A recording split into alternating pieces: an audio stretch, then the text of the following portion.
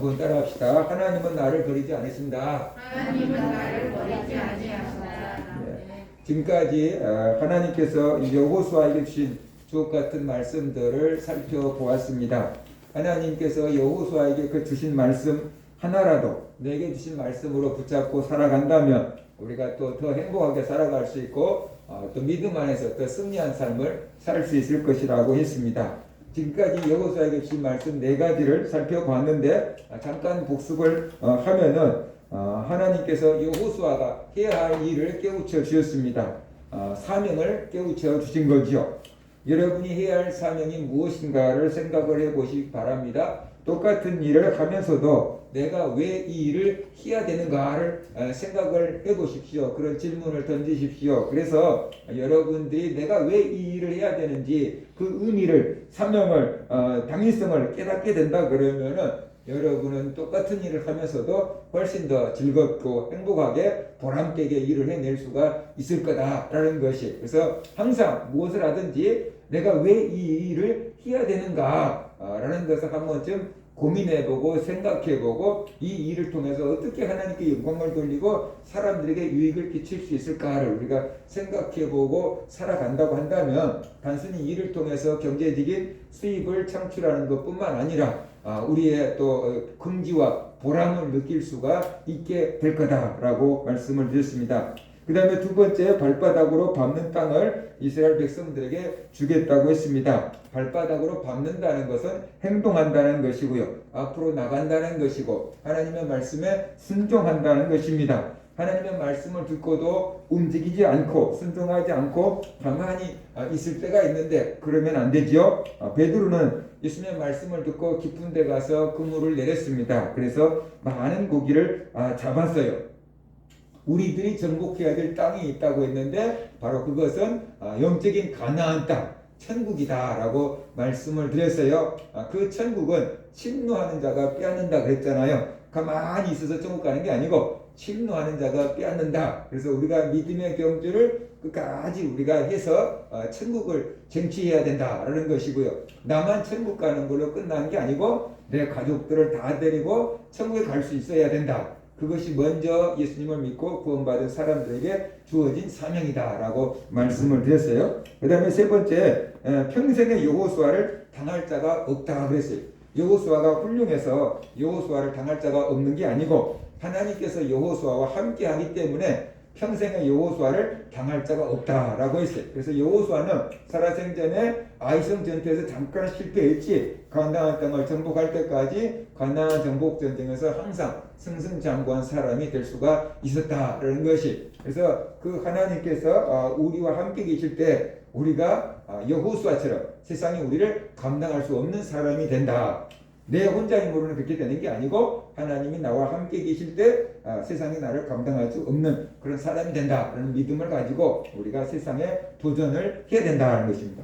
그 다음에 네 번째로 하나님이 여호수아와 함께 하겠다고 하셨습니다. 우리가 신앙생활을 하면서 하나님이 나와 함께 계신다는 것이 믿어지고 확신이 찰 때가 있어요. 언제 그러냐 그러면은 우리가 은혜 받을 때, 성령 받을 때 하나님이 나와 함께 계신다는 것이 느껴지고 믿어지고, 성령 충만할 때는 하나님이 나와 함께 계신다는 것이 믿어지죠. 또 내가 원하는 대로 기도한 대로 막 응답이 될 때 하나님이 나와 함께 계시구나 라는 것이 깨달아지고 믿어져요. 그런데 또 신앙생활 하다가 보면은 어느 순간 그 믿음이 변화돼서 하나님이 날 버리셨나 보다, 하나님이 날 떠나셨나 보다 라는 생각이 들 때도 있어요. 뭐 언제 하나님이 나를 버리셨다, 하나님이 날 떠나셨다라는 그런 착각을 우리가 하게 될까요? 바로 기도해도 아무런 응답이 없을 때, 그럴 때 하나님이 날 버리신 거 아니야? 하나님이 날 떠나신 거 아니야? 왜 아무런 응답이 없어? 그런 생각이 들죠. 또 나에게 힘든 일, 어려운 일을 당하면은 하나님도 날 버린 것 같고 나 혼자 있는 것 같고 그럴 때가 되잖아요. 그래서 하나님 날 버리셨나? 하나님 날 잊으셨나? 라는 그런 생각이 들 때도 있어요. 또 내가 죄를 지을 때 그때도 하나님 날 버리셨나 보다, 하나님 날 떠나셨나 보다, 죄책감 때문에 고민할 때 그런 생각을 할 때가 있거든요. 진짜로 하나님이 필요할 때 우리는 하나님이 나와 함께 계시다는 것을 믿지 못하게 되고 의심하고 살아가게 된다. 라는 것이에요.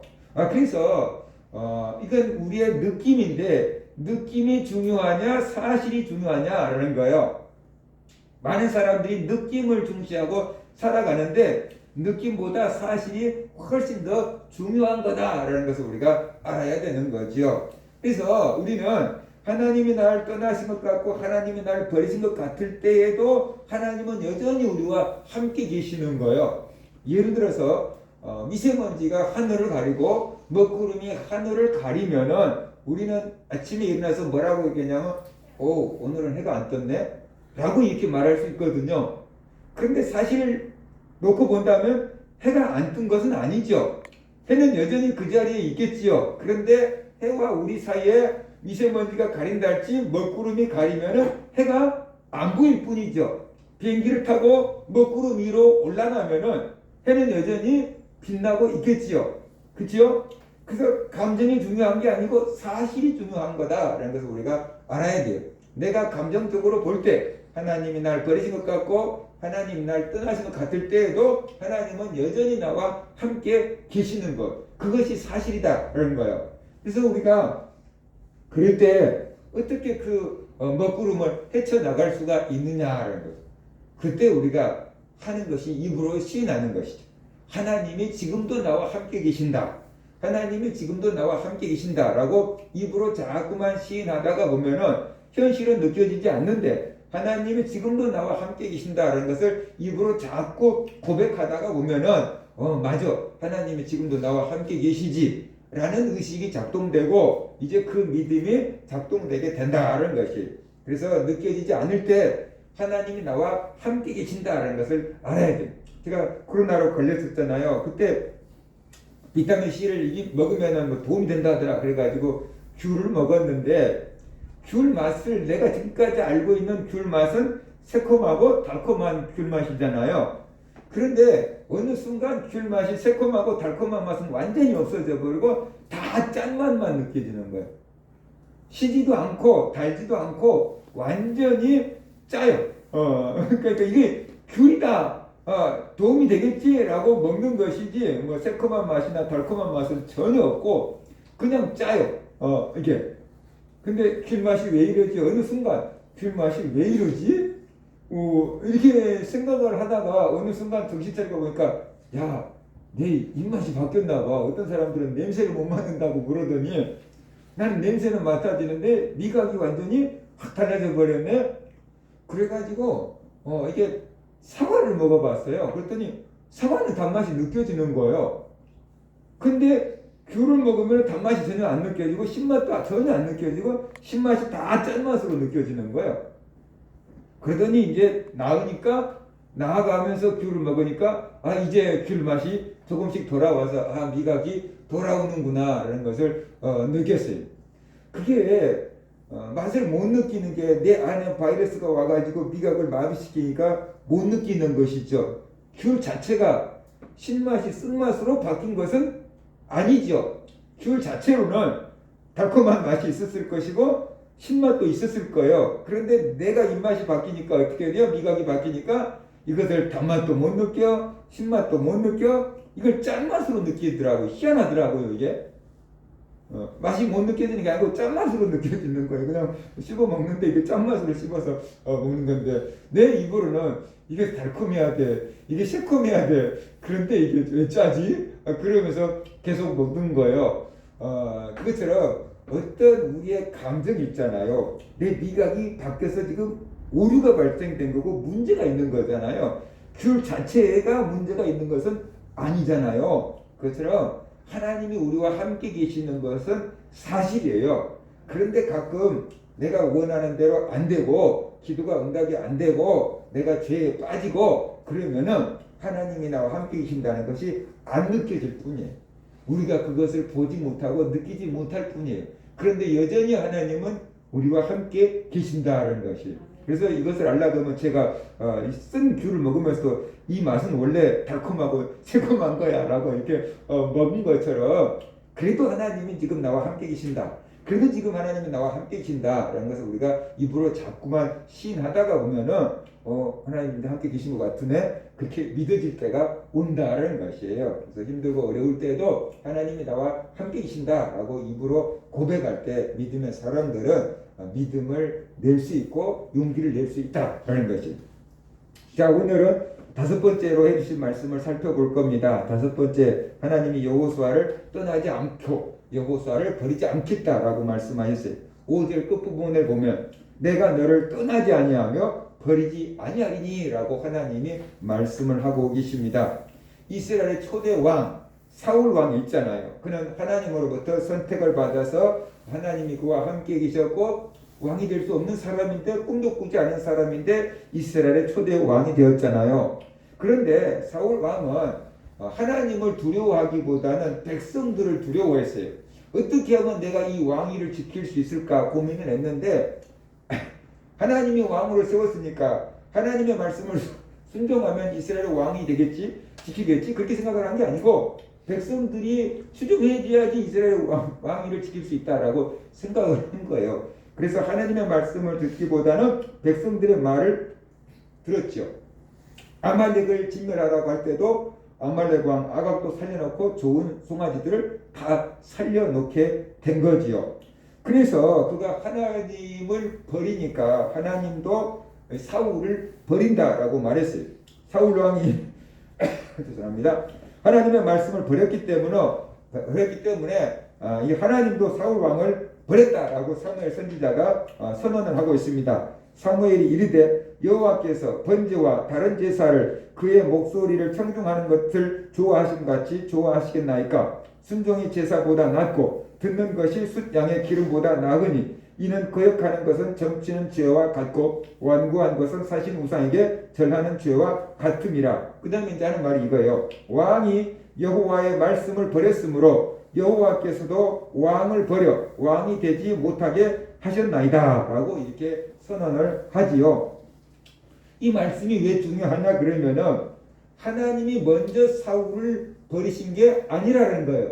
사울이 먼저 하나님을 버렸고 하나님의 말씀을 버렸어요. 그러니까 하나님도 사울을 버린다라고 이렇게 말씀하고 있어요. 그래서 사울 대신에 다윗을 이스라엘의 왕으로 택하셨고 사울은 악령에 사로잡히게 되었고 미치광이처럼 발작을 하게 되었고 블레셋 사람과 싸우다가 비참하게 죽게 되었다라는 것이죠. 하나님이 함께 하시다가 버리시면 그것처럼 비참한 일이 없습니다. 아주 추해져요. 다윗은 하나님께 버림받을 때 얼마나 비참해지는지를 알았어요. 사울 왕을 통해서 하나님이 떠나시면 어떻게 되는지를 다윗은 철저하게 깨달은 사람이에요. 사울이 미치광이가 됐을 때 다윗이 수금을 연주해가지고 사울을 치료하는 역할을 했잖아요. 그러니까 하나님께는 한때는 하나님이 함께했던 사람이 하나님이 떠나가니까 저렇게 미치광이가 되고 취해지는구나 라는 것을 다윗은 알게 된 거죠. 지금 하나님이 나와 함께 계시지만 하나님이 나를 떠나면 사울처럼 되겠구나 라는 것이 다윗의 깨달음이었던 것 같아요. 그래서 다윗은 하나님께서 자기를 버리지 말라고 간구하고 있어요. 시편 51편 10절과 12절을 보면은 다윗이 이렇게 기도해요. 하나님이여 내 속에 정한 마음을 창조하시고 내 안에 정직한 영을 새롭게 하소서. 나를 주 앞에서 쫓아내지 마시며 주의 성령을 내게서 거두지 마소서. 주의 구원의 즐거움을 내게 회복시켜 주시고 자원하는 심령을 주사 나를 붙드소서 라고 이렇게 말하고 있어요. 그런데 하나님은 여호수아에게 약속하셨어요. 하나님이 여호수아를 떠나지 않겠다. 하나님이 여호수아를 버리지 않겠다라고 약속을 하셨어요.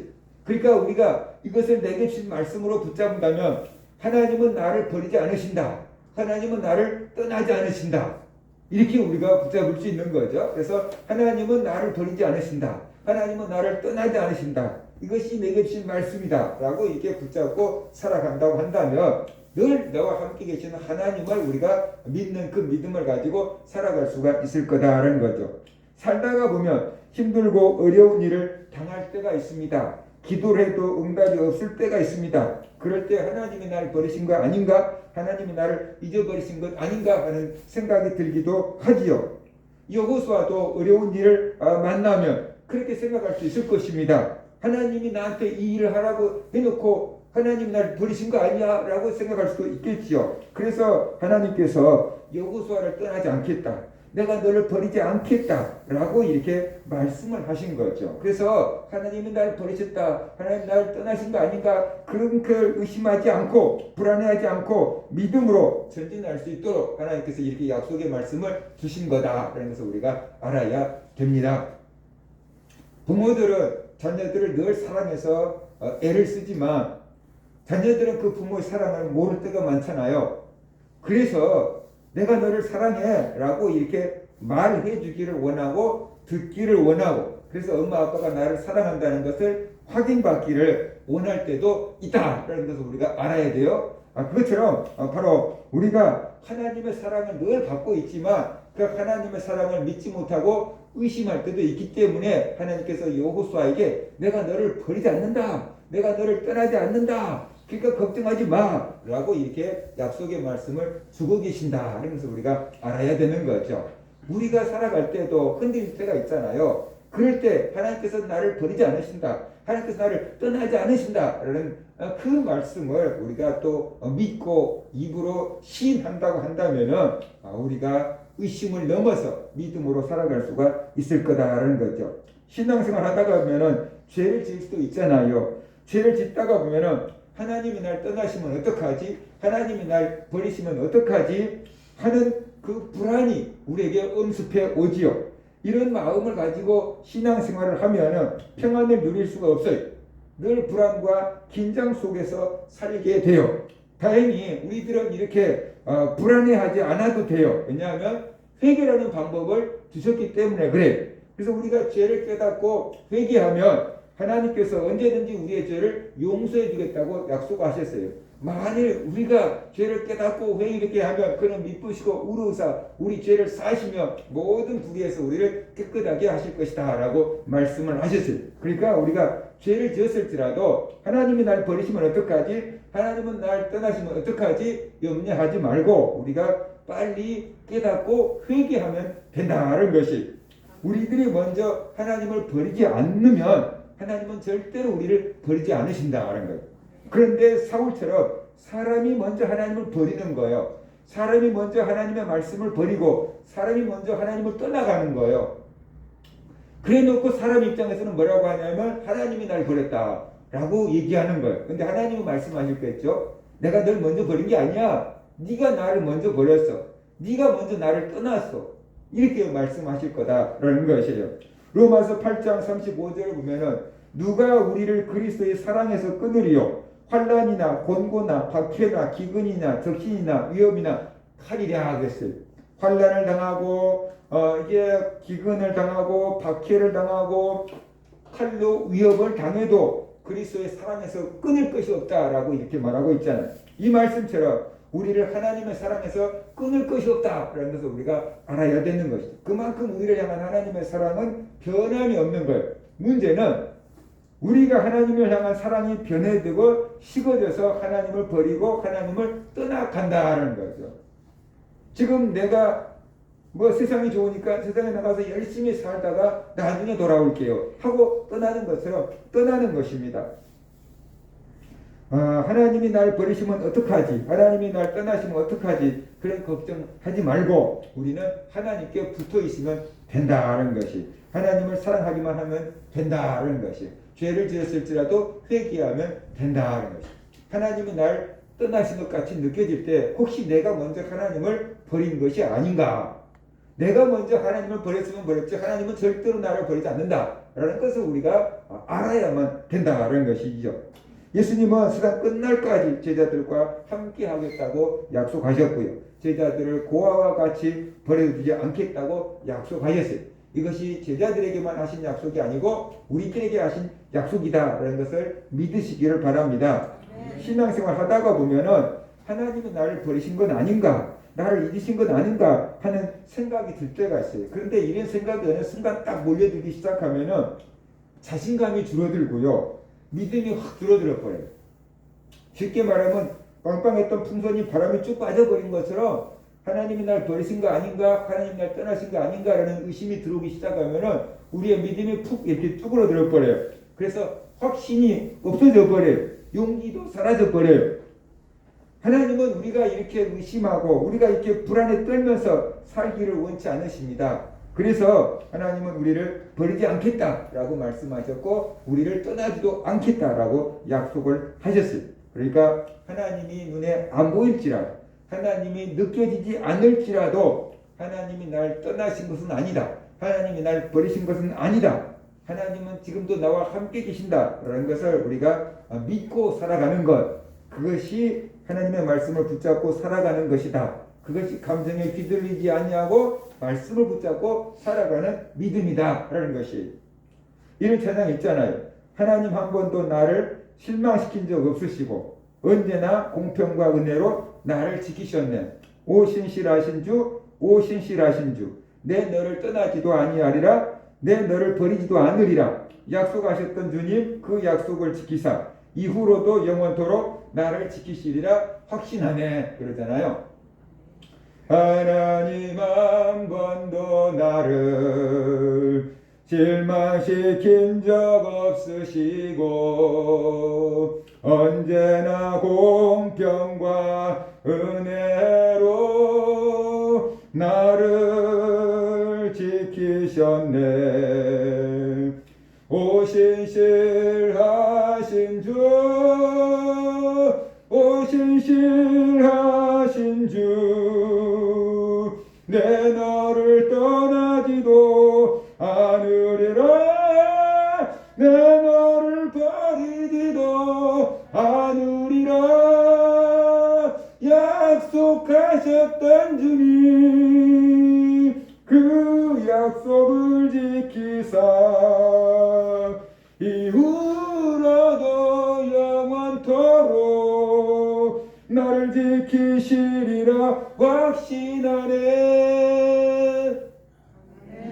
하나님이 나를 버리신 것 같고 하나님이 나를 떠나신 것 같고 하나님이 내 기도를 듣지 않으신 것 같을 때 우리가 이런 찬양을 듣고 이런 찬양을 부른다면 하나님이 지금도 나와 함께 계시구나, 하나님 나를 떠나지 않으시는구나, 하나님 나를 버리지 않는구나 라는 것을 우리가 깨닫는다 그러면 우리의 믿음이 회복이 되는 것입니다. 용기가 생기는 것입니다. 확신이 생기는 것입니다. 믿음이 생기는 것이, 그리고 그 믿음이 세워지기 때문에 나와 함께 계신 하나님이 이제 깨달아지고 느껴지기 시작한다. 그런 것을 우리가 알아야 되는 것이, 누구나 신앙생활 하다 보면은 믿음이 좋을 때도 있고 가라앉을 때도 있고 그래요. 근데 그 믿음이 좋을 때 교만하지 말 것이고, 그때 교만하다는 게 뭐냐면 항상 그렇게 믿음이 좋을 거라는 착각인 거죠. 그렇게 교만하지 말고 믿음이 떨어졌을 때 그때 얼마나 빨리 나를 발견하고 회복하고 올라오느냐, 그것이 신앙의 실력이다.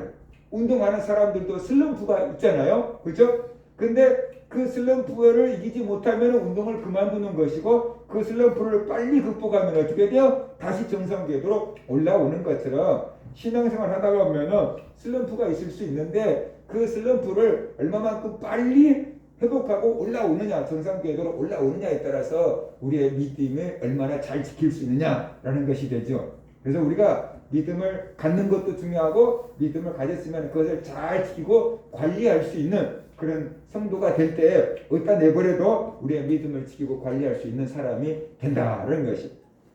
그 다음에 6번째로 주신 말씀이 강하고 담대하라 라고 말씀했어요. 따라해 봅시다. 강하고 담대하라. 강하고 담대하라. 6절 보세요. 강하고 담대하라. 너는 내가 그들의 조상에게 맹세하여 그들에게 주리라고 한 땅을 이 백성에게 차지하게 하리라.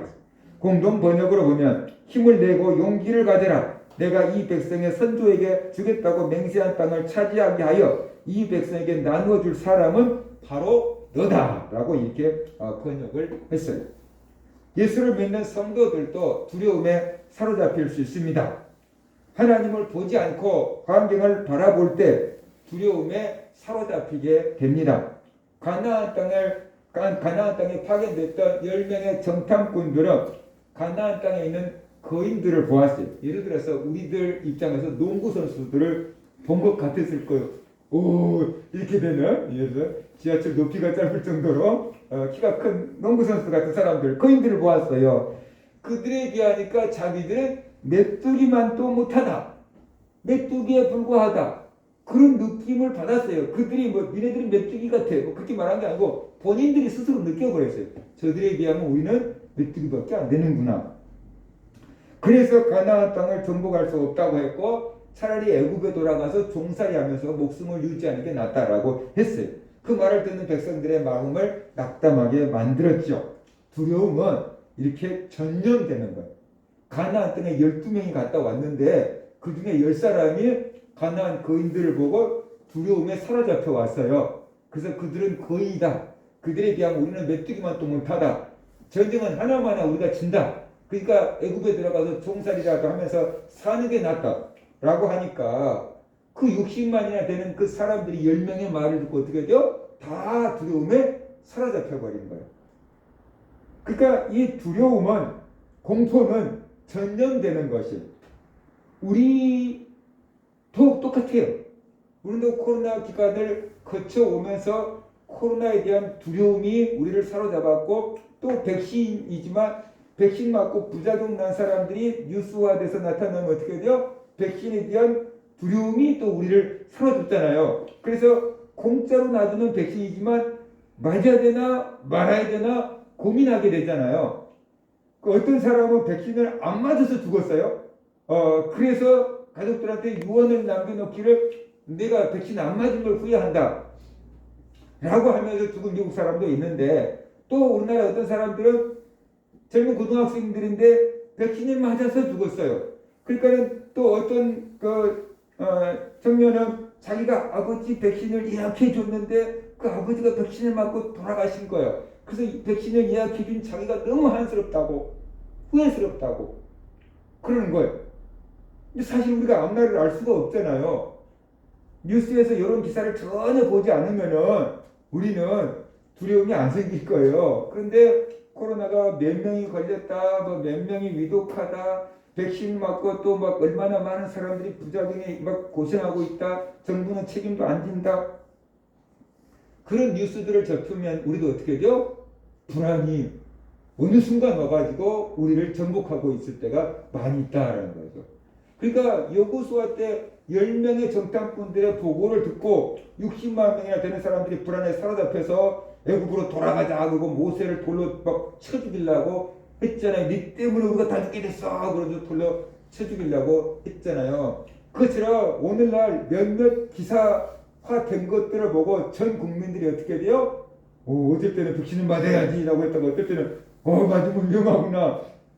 그렇게 우리가 어떤 뉴스 하나에 감정이 요동을 친다는 거죠. 근데 몇 사람 아닌 사람들이 두려움과 공포를 전염을 시키는 거죠. 그때나 지금이나 똑같다라는 것이에요. 가나안 땅에 간 10명의 정탐꾼들은 가나안 땅에 있는 거인들만 봤어요. 하나님이 자기들과 함께 계신 것은 보지 못했어요. 그래서 두려움에 사로잡혔던 거예요. 이런 두려움에 사로잡히지 않으려면 거인들만 보지 말고 자기들과 함께 계신 하나님을 보아야 된다는 거예요. 그런데 하나님을 눈으로 딱 볼 수 있다 그러면 더 이상 두려움은 사라져 버릴 거예요. 그런데 하나님은 영이기 때문에 우리 눈에 가나안 거인들처럼 보이는 게 아니잖아요. 그죠? 그러면 하나님이 함께 계신다는 것을 어떻게 봐요? 그것은 믿음으로 보는 거예요. 믿음으로. 하나님께서 이 가나안 땅을 우리 조상들에게 약속하셨다. 하나님께서 이 가나안 땅을 정복하게 해주겠다고 하셨다. 그러니까 하나님께서 우리와 함께 해주실 거다. 라는 그것을 믿을 때 가나안 거인들만 보고 두려움에 사로잡힌 것이 아니고 하나님이 우리와 함께 계셔 라는 생각을 하게 되는 거죠. 그래서 가나안 땅에 사는 거인들이 아무리 클지라도 그들보다 더 크신 하나님이 우리들과 함께 계신다는 것을 믿을 때 두려움이 사라지게 되는 것입니다. 하나님이 자기들과 함께 계신다는 것을 보지 못하기 때문에 자기들은 메뚜기에 불과하다. 애굽으로 돌아가자라고 한 거예요. 사실 우리들만 놓고 보면은 메뚜기만 또 못할 때도 있어요. 세상에 있는 사람들의 지식이 얼마나 높습니까? 세상에 있는 사람들의 자리가 얼마나 높습니까? 세상에 있는 사람들의 돈이 얼마나 많습니까? 그들에 비하면 우리가 너무 초라해 보이고 그들에 비하면 우리가 메뚜기만도 못하다라는 생각이 저절로 느껴질 수도 있어요.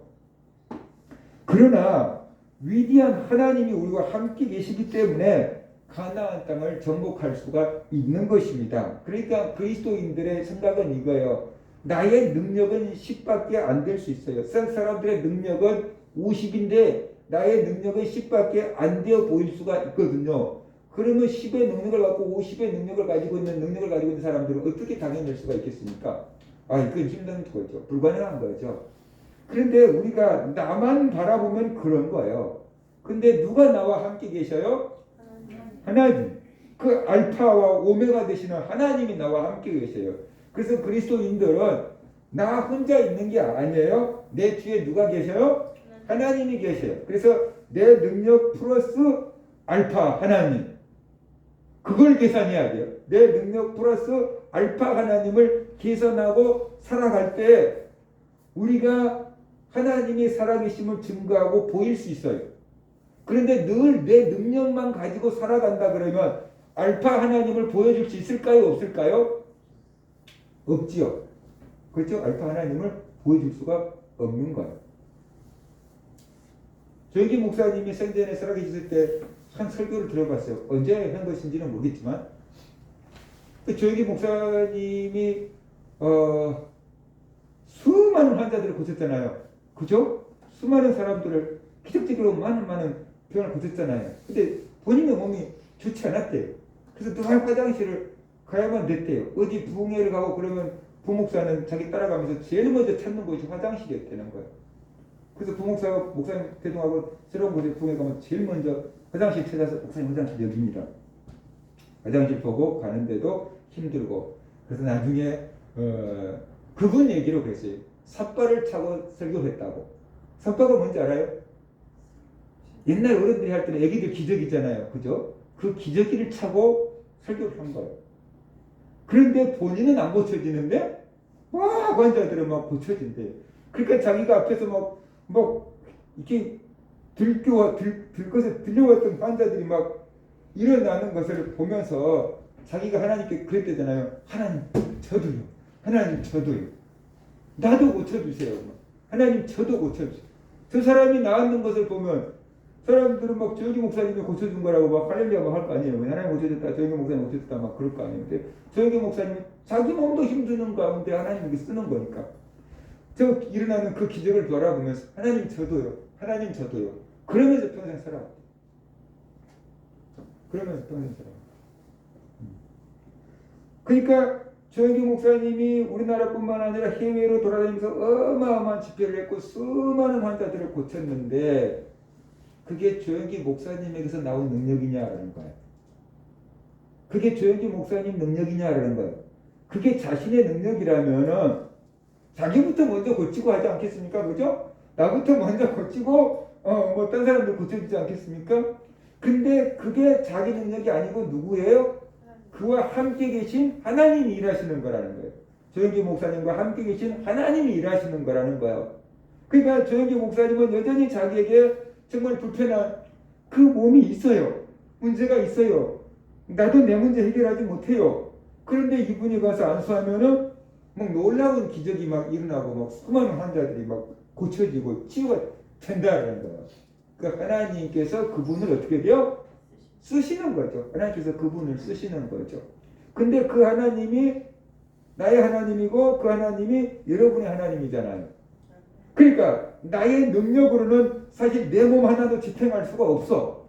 그런데 하나님이 나를 쓰시면은 내가 할 수 없는 일들도 할 수 있는 거잖아요. 그러니까 내 능력만 계산하지 말고 플러스 알파의 하나님. 그 하나님이 나와 함께 계시다는 것을 우리가 알 때 믿음을 가질 수 있고 도전할 수 있다는 거예요. 내 중학교 때 공부를 잘하는 친구들이 있었어요. 그 조시성을 가진 친구들이 아주 꼴차게 하루에 버스가 2대 들어가는 그 꼴차게 우리보다 더 시골에 사는 애들이 있었는데 산 넘고 물 건너서 중학교로 오는 학생들이 있었는데 그 학생들이 참 공부를 잘했어요. 그래서 중학교 선생님들이 새로 발령받아서 오면은 이 학교는 조씨들이 공부를 잘한다면 이렇게 얘기하고 조씨가 누구야? 라고 물어보기도 하고 그랬어요. 근데 전교에서 1등 하는 애가 있고 3등 하는 애가 있었어요. 비슷비슷하잖아요. 1등이나 3등이나 전교 1등이 3등 정도 그 정도 똑똑한 애들이라고 봐야 되잖아요. 근데 둘 다 집이 너무 가난한 거.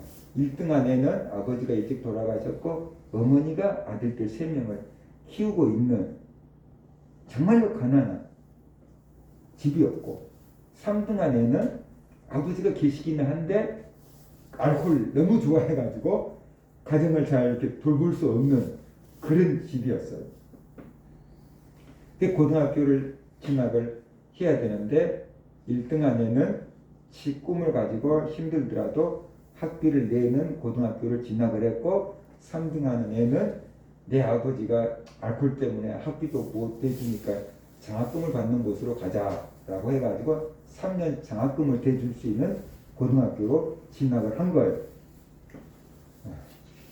그래가지고 이제 이 1등한 애는 뭐 법대를 들어갔고 3등한 애는 서울대를 봐서 안 되니까 이제 고향인 순천에 있는 대학에 수석으로 들어갔어요. 시간이 많이 흘렀잖아요.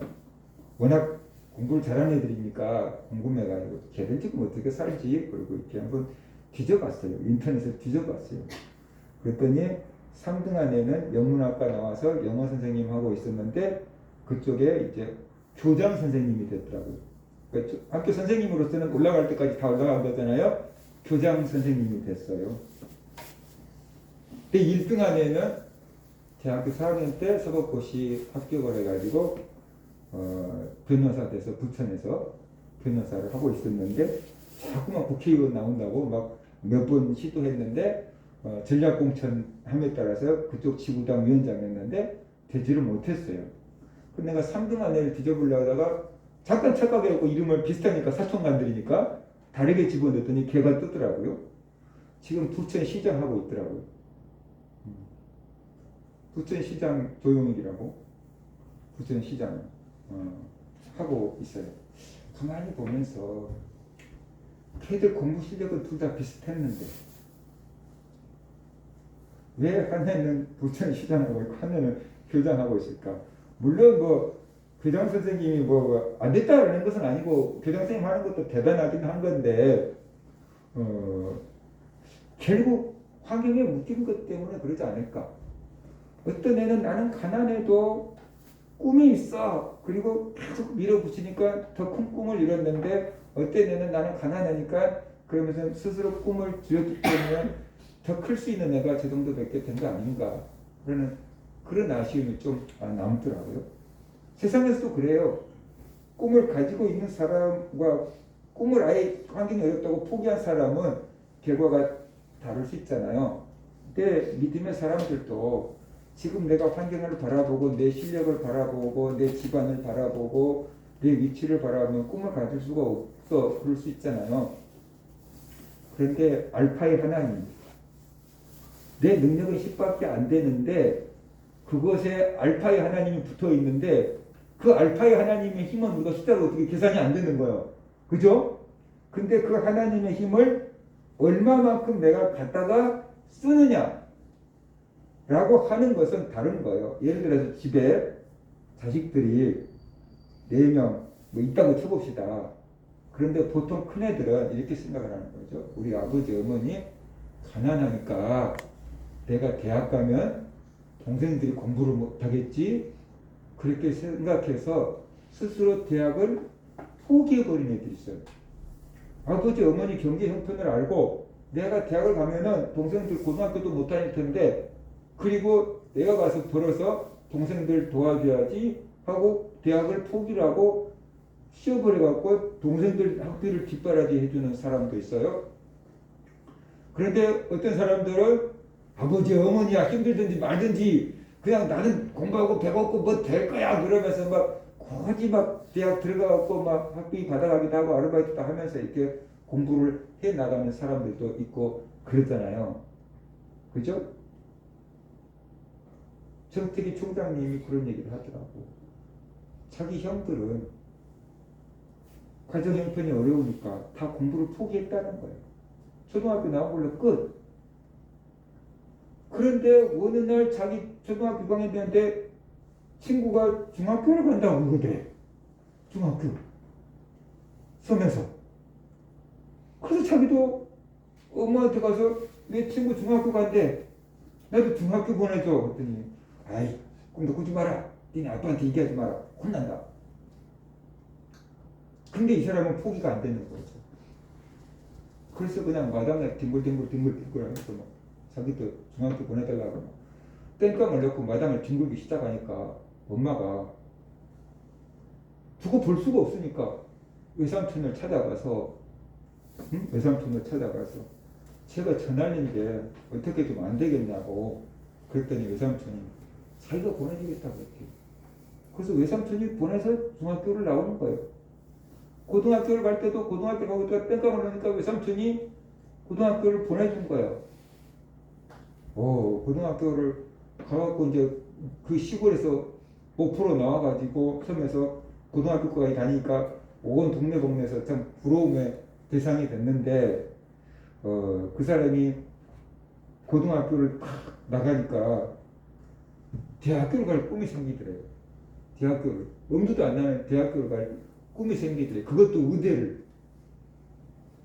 그래서 의대를 가서 탁 떨어져 보고 나니까 욕심이 없고 섬으로 다시 들어가서 재수를 하는데 학원도 갈 수가 없고 바닷가에 가서 그 모래밭에다가 수학 문제를 써갖고 풀고 연습장도 없으니까 그렇게 공부를 하는데 어느 순간 바닷가에 해가 너울너울 이렇게 지는 그 모습을 보고 자기가 꼭을 하셨대요. 계속 통곡을 하고 그때 그 자연 환경을 보고 하나님을 만났대요. 그러면서 목사가 돼야 되겠구나. 그런 꿈을 갖고 공부를 해서 한신대학을 들어간 거예요. 그 한신대학을 들어갔는데 대학을 졸업하고 전도사가 되었는데 여자들만 만나면은 말이 막혀갖고 말을 못해. 태기는 왜 저렇게 생겼나 몰라. 여자친구도 없고 결혼도 못하겠어. 그 주변에서 말하는 그 여자들이 말이 이 사람을 자기는 못생겼다. 여자친구도 없다. 결혼도 못할 거다. 그 말이 이 사람한테 팍 들어박혀가지고 여자들 앞에 가면은 말문이 막혀갖고 말을 못하니까 교회 가서 전도사로 설교를 할 수가 없어. 그래서 전도사로 갈 수가 없고 그냥 공장에 봉제 같은 공장에 그런 데 가고 정말로 힘든 육체 노동을 하고 있었는데 할 일이 없는 거예요. 그래서 혼자서 영어 사전을 달달달달 외우고 심심하니까 쉬는 시간에 그랬는데 친구가 그러더랬잖아요. 국가 장학생을 뽑는다고. 외국 유학 가는 국가 장학생을 뽑는다고. 이 정도 영어 실력이면 한번 봐봐라. 그래가지고 시험 봤더니 덜컥 국비 장학생으로 뽑혀버렸잖아요. 그래가지고 외국에 국비 장학생으로 가서 공부를 하는데 교수님이 탁 불러다 놓고 너는 아무리 봐도 공부가 필요하지 않다. 너는 6개월을 못 살고 죽을 거다. 그러더래요. 너 같은 마음 상태를 갖고는 공부를 해봤자 소용도 없고 너 같은 마음 상태를 갖고는 6개월을 살아도 못 산다. 그러니까 공부하지 말고 내가 써주는 데 가갖고 치료부터 받고 와라. 심리치료부터 받고 와라. 그러면서 추천서를 써줘서 심리치료하는 곳으로 보내주대요. 거기서 2년 동안 자기가 치료를 받은 거예요. 집에서 아기 때부터 받았던 그런 상처들을 치료받고 거기서 이제 학위를 마치고 우리나라 돌아오니까 그때 막 텔레비전에서 나와서 강의하고 전 국민을 가르치는 교사가 돼서 수많은 사람들을 치료하고 지금 치유상담연구원 대학을 세워놨잖아요. 그러니까 중학교도 갈 수 없는 형편인데 이 사람이 꿈을 갖고 하겠다고 의욕을 불태우고 하나님을 만나니까 꿈이 커져가지고 그렇게 어마어마한 일을 해냈다라는 거죠. 그 섬의 사람의 말이에요. 그처럼 우리에게는 알파 하나님이 계신다. 그것을 우리가 알고 살아가요. 우리 학생들도 학교 다닐 때 공부 못하면 꿈을 가질 수가 없어요. 공부도 못한 애가 무슨 막 큰 꿈을 가지면 애들이 막 비웃을 것 같으니까 큰 꿈을 갖지를 못하고 스스로 꿈을 줄일 때가 있거든요. 그런데 나에게는 하나님이 계신다. 알파 하나님이 계신다. 도와주신 하나님이 계신다. 그 믿음을 가지고 여러분이 꿈을 가지고 도전해 나간다 그러면은 여러분이 할 수 있는 것보다 더 훨씬 큰 일을 해낼 수가 있다. 그런 것이에요. 어떤 일을 앞에 두고 두려울 때가 있습니다.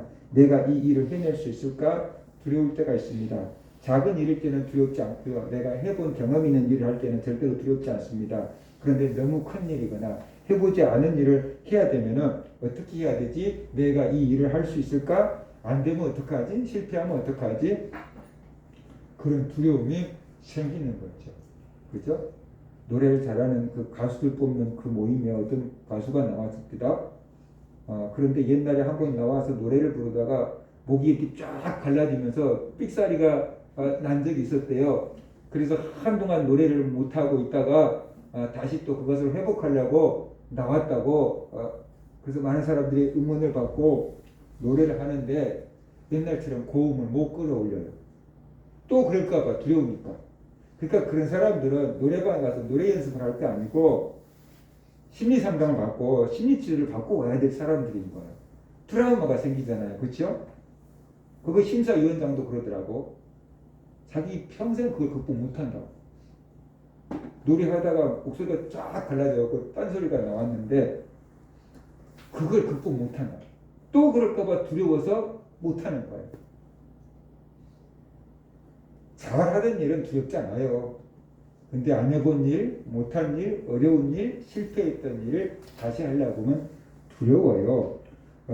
그래서 여호수아도 이런 말은 마음이 들 수 있으니까 하나님께서 여호수아에게 강하고 담대하라고 하셨어요.